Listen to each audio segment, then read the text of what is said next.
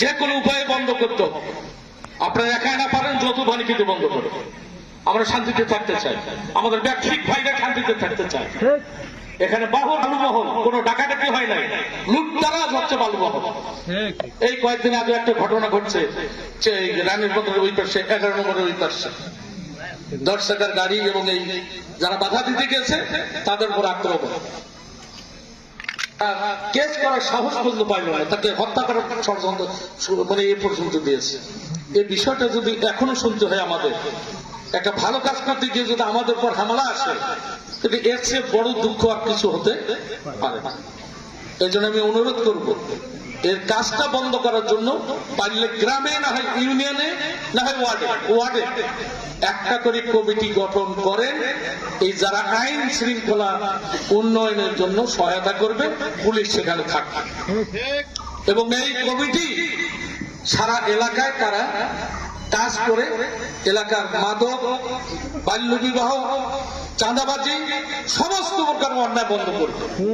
আর একটা দুঃখজনক ঘটনা ঘটে গেছে আমার বাড়ির পাশে, আমার ভাস্তা দিনের বেলা জুমার দিন কি করলো, বিয়ে হয়েছে 6-7 দিন আগে।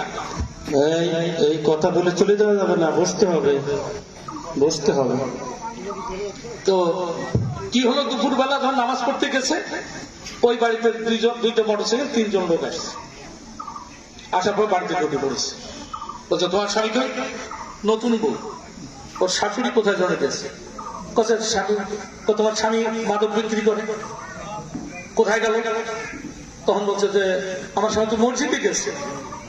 তখন আর কি তাকে আটকাই দিয়ে ঘরের ভেতরে যে ড্রয়ার ভাঙ্গে টাঙ্গে সোনা দান টাকা পয়সা চলে দিনের বেলা। এত বড় পরিস্থিতি যদি যেখানে হয়, আমার সিরিজ বন্দরে এই ঘটনা কোনোদিন না দিনাজপুরে শুনিনি। এই বিষয়গুলো আটকা দেখলে পুলিশ কি এখান থেকে পারবে?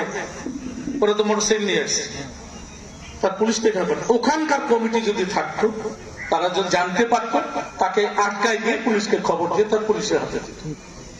এই জন্য আমার সুনির্দিষ্ট একটা প্রস্তাব, আপনারা ওয়ার্ডে কিংবা গ্রামে গ্রামে কমিটি করুন। আর পারলে এসপি সাহেব যদি নাও আসতে পারেন, ইউনো এবং এখানকার ওসি সাহেব, এই দুজন মিলে এলাকায় এলাকায় একটা সভা করে। এইরকম একটা সভা মানুষের মনের কথা বলতে দেন, তাহলে আপনাদেরকে আপন করে নেবে। আর মানুষ যদি মনের কথা বলতে না পারে, তা আপনার সঙ্গে আমাদের সঙ্গে একটা দেওয়াল সৃষ্টি হবে। কারণ 5 তারিখ এমনি হয় নাই, একদিনের ফসল 5 তারিখ নয়। বহুত দিনের গণতন্ত্রকে হত্যা করা হয়েছে, ভোটকে নষ্ট করা হয়েছে। আজকে যাদের 30-35 বছর বয়স, তারা ভোট দিতে পারে না, একবারও ভোট দিতে পারে না। মানুষের এমনি এই ক্ষোভটা এমনি তো হয় না, হঠাৎ করে বিস্ফোরণ হয় না। এই জন্য আর যেন এইরকম 5 তারিখ না আসে আমাদের সামনে। দেশটাকে আমরা স্বাধীন করেছি একবার নয়, আমরা এক সময় স্বাধীন করেছি ভারতের সহযোগিতা। ভালো করে শোনেন, আপনি আমি এই ভারতের সহযোগিতা আমরা পায়ে দাঁড়াইছি। একটা ফায়ার করেছে কি বলে উচিতপুর থেকে, দৌড়ি পালাইছে মোল্লাডিকে। আর মোল্লাডিকে যারা আর্মি ছিল ইন্ডিয়ান, ওরা দৌড়ি পালাই পর্যন্ত। দেখেন নাই, ভারতের সহযোগিতা আমরা তখন দেশ স্বাধীন করলাম। আর এই 5 তারিখে শুধুমাত্র বাংলাদেশের ছাত্র জনতা সমস্ত শরীরের স্বাধীনতা করছে। আর এটা করতে দেবো না।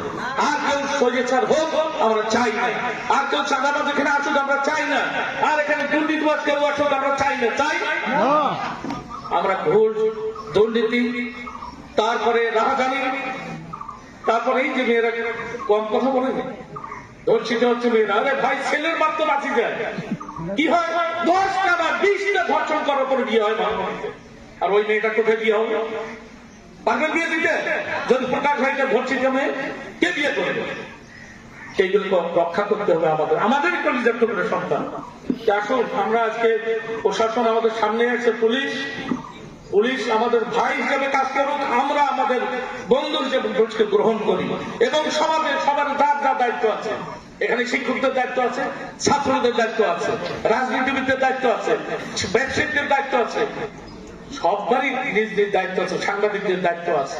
আমি মনে করি আমাদের দায়িত্ব নিয়ে দেশটাকে ভালোবেসে দেশটাকে একটা সুন্দর দেশে পরিণত করি, মানুষ শান্তিতে থাকবে।